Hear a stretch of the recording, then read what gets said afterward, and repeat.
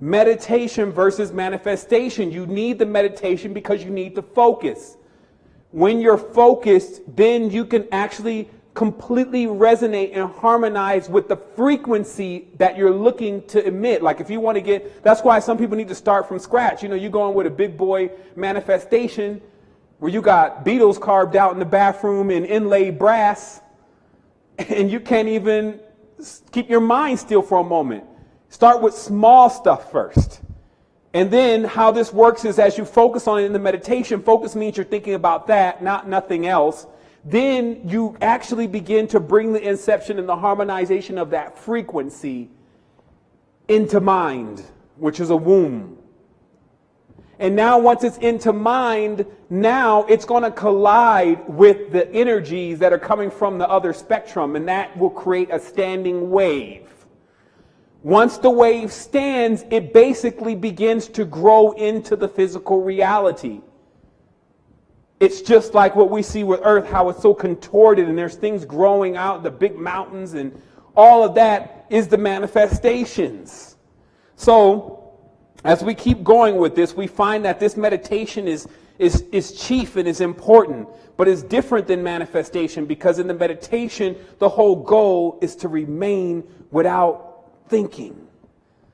Am I not thinking? I wonder how long you've been doing this. Man, who are you? Man, be quiet. That's a mess. I was up 5 minutes. Will we have 5 minutes? Where's the clock? Oh shit, I gotta go get this. You see, that's not focused. And I'm only telling you this from experience. Like, man, the more you learn at times, the deeper it takes you to go to be able to focus again.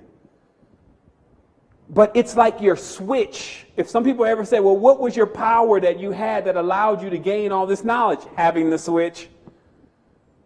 Because without the switch, this thing will burn up all your little kilojoules of energy trying to think its way out of the matrix in English, which we'll talk about here in a moment, is impossible.